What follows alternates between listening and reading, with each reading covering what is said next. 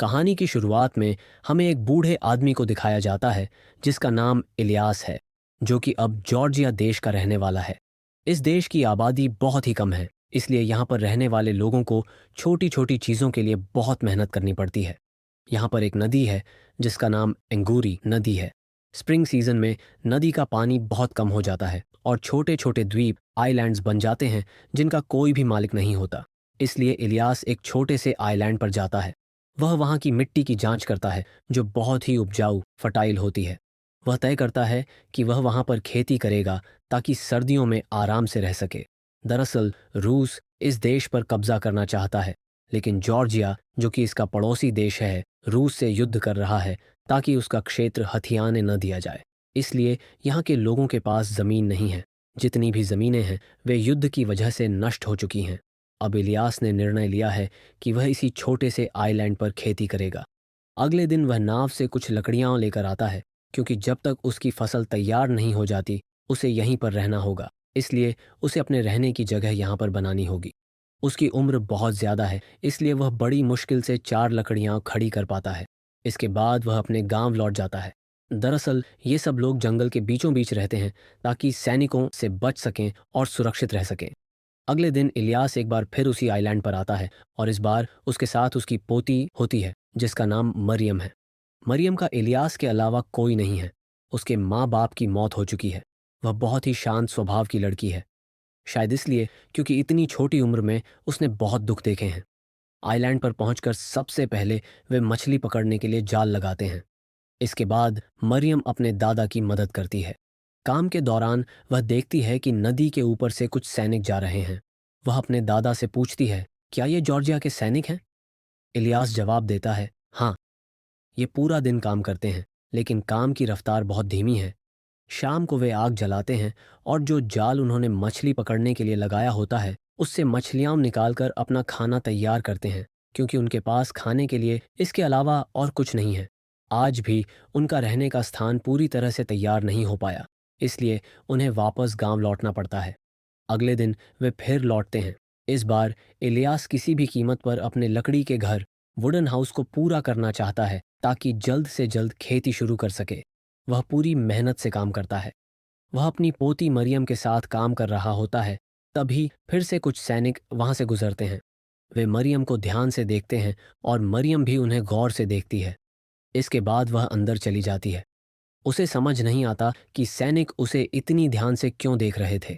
इसी तरह इलियास आज अपने लकड़ी के घर को पूरा कर लेता है और अब कल से खेती शुरू करेगा, इसलिए आज उसे वापस गांव लौटना पड़ता है।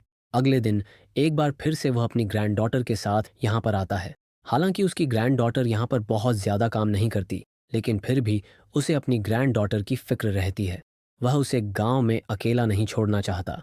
इलियास अपनी खेती का काम शुरू करता है और बहुत मेहनत से दोपहर तक खुदाई का कुछ हिस्सा पूरा कर लेता है।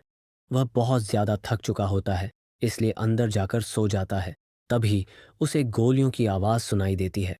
जब वह बाहर जाता है तो देखता है कि नदी के दूसरी तरफ कुछ लोग चिल्ला रहे हैं और वहीं से गोलियों की आवाज़ आ रही है। दरअसल उस तरफ अब रशियन सैनिकों का कब्जा है, लेकिन वहां से उसे कोई नहीं देखता। वह पूरा दिन काम करने के बाद एक बार फिर अपने गांव लौट जाता है। अगली सुबह वह फिर से अपनी ग्रैंड डॉटर मरियम के साथ यहाँ आता है। आज वे बीज बोना शुरू करते हैं।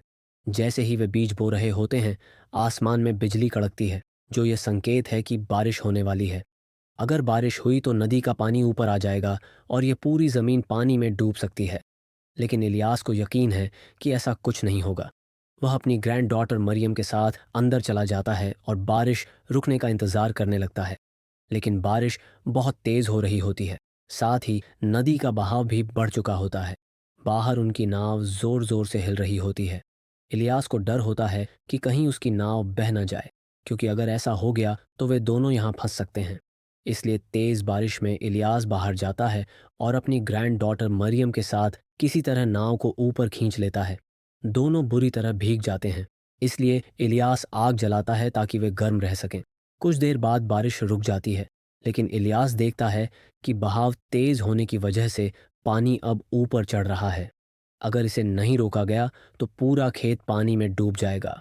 इसलिए वे दोनों जंगल से लकड़ियाँ काट कर लाते हैं और उनसे एक छोटा सा बांध बना देते हैं ताकि पानी अंदर ना आ सके। कुछ दिन बीत जाते हैं और अब जो बीज उन्होंने बोए थे वे छोटे छोटे पौधों में बदल चुके हैं। ये देखकर इलियास बहुत खुश होता है क्योंकि यही फसल उनकी आखिरी उम्मीद है। इस समय युद्ध की वजह से चारों तरफ भुखमरी फैल चुकी है। उनके पास खाने के लिए कुछ नहीं है। यहाँ वे सिर्फ मछलियों के सहारे जिंदा हैं। अब इलियास अपनी फसल को ठीक करता है। रात को वह अंदर सोने चला जाता है। तभी रात में उसे कुछ आवाज़ें सुनाई देती हैं, लेकिन वह बाहर नहीं जाता क्योंकि यहाँ ऐसी आवाज़ें आम हैं जो नदी की दूसरी तरफ से आती हैं जहाँ रशियन सैनिकों का कब्जा है। लेकिन आज एक सोल्जर उसके आइलैंड पर आ जाता है। वह एक हिरण का पीछा करते हुए यहाँ आता है। वह हिरण को मारता है और अपनी नाव में रखकर इस जगह से चला जाता है। सुबह जब इलियास उठता है तो वह देखता है कि खेत की एक तरफ की फसल किसी ने खराब कर दी है। वह समझ जाता है कि यह किसी जानवर का काम है और तय करता है कि अब वह रात में पहरा देगा। एक बार फिर नदी से कुछ सैनिक गुजरते हैं। वे एक बार फिर से उसकी ग्रैंड डॉटर मरियम को घूर घूर कर देख रहे होते हैं। मरियम की उम्र ज्यादा नहीं है। ये सब उसके लिए नया है। उसे कुछ पता नहीं कि उनके दिल में क्या चल रहा है, लेकिन इलियास समझ जाता है। जब वे सैनिक नदी की दूसरी तरफ चिल्लाकर मरियम का नाम पूछते हैं तो इलियास अपनी बंदूक लाता है और हवा में गोली चला देता है। गोली की आवाज़ सुनकर वे तीनों सैनिक वहां से चले जाते हैं। अब इलियास को अपनी ग्रैंड डॉटर की बहुत चिंता होने लगती है।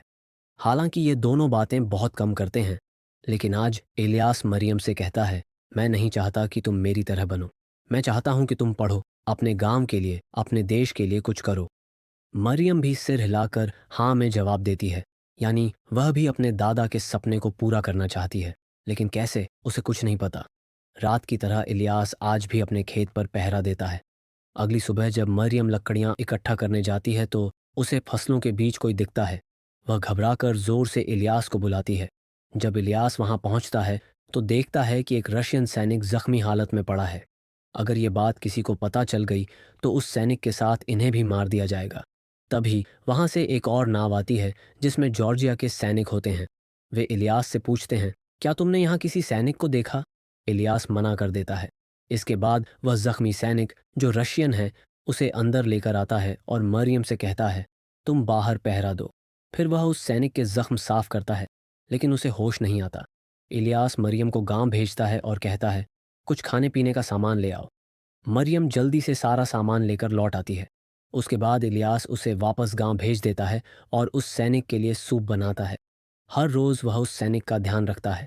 कुछ दिनों बाद उसे होश आ जाता है। जब सैनिक बाहर आता है तो देखता है कि इलियास अपनी नाव के पास काम कर रहा है। इलियास उसे देखकर जल्दी से पास आता है और कहता है, तुम अंदर जाओ। अगर जॉर्जिया के सैनिकों ने देख लिया तो वे तुम्हें ही नहीं, मुझे भी मार देंगे। फिर इलियास उसके लिए पानी गर्म करता है। इसी दौरान उसकी ग्रैंड डॉटर मरियम भी सामान लेकर वहां आ जाती है। ये पहली बार है जब वह उस सैनिक को देखती है। वह सैनिक भी मरियम को ध्यान से देखता है, जिससे मरियम के होठों पर हल्की मुस्कुराहट आ जाती है। आज हम पहली बार मरियम को मुस्कुराते हुए देखते हैं। दरअसल वह सैनिक की तरफ आकर्षित हो रही है, लेकिन सबसे बड़ी समस्या यह है कि दोनों एक दूसरे की भाषा नहीं समझते। एक दिन जब सैनिक लकड़ियां जला रहा होता है, तभी मरियम उसके ऊपर पानी फेंक देती है और खेत की तरफ भाग जाती है। रशियन सैनिक भी उसका पीछा करता है। दोनों नदी में जाकर एक दूसरे के साथ बहुत खेलते हैं। मरियम बहुत खुश हो जाती है, लेकिन तभी उसके दादा इलियास उन्हें देख लेते हैं और बहुत गुस्सा हो जाते हैं। वे मरियम को डांटते हैं और वहां से भेज देते हैं। अगली सुबह जब रशियन सैनिक बैठा होता है, तभी उसे नाव की आवाज़ सुनाई देती है। वह समझ जाता है कि जॉर्जियन सैनिक इसी तरफ आ रहे हैं, इसलिए वह भागकर पानी में कूद जाता है और छुप जाता है। अब जॉर्जियन सैनिक इलियास के पास आते हैं। इलियास घबरा जाता है और उसकी घबराहट को वे भांप लेते हैं। वे पूछते हैं, तुम हमें देखकर घबरा क्यों गए? इलियास जवाब देता है, मुझे लगा कि रशियन सैनिक हैं। इसके बाद कमांडर कहता है, हम बहुत प्यासे हैं, हमें पानी दो। इलियास अंदर पानी लेने जाता है, लेकिन सैनिक भी उसके पीछे पीछे उसके लकड़ी के घर के पास आ जाते हैं और चारों तरफ देखने लगते हैं। दरअसल अब उन्हें इलियास पर शक हो गया है। इलियास कमांडर से पूछता है, आप क्या ढूंढ रहे हैं? कमांडर जवाब देता है, हमारे यहाँ से एक रशियन सैनिक भाग गया है, हम उसे खोज रहे हैं। जैसे ही वह हमें मिलेगा हम उसे मार देंगे। इसके बाद वे वहां से चले जाते हैं। अब रशियन सैनिक बाहर आता है। वह ठंड से कांप रहा होता है। इलियास उसके लिए आग जलाता है। रशियन सैनिक बहुत डर चुका होता है। उसे पता है कि अगर जॉर्जिया के सैनिक उसे देख लेंगे तो तुरंत गोली मार देंगे। अगली सुबह जब इलियास अपने लकड़ी के घर की तरफ आता है तो देखता है कि दरवाज़ा खुला हुआ है और अंदर वह सैनिक नहीं है।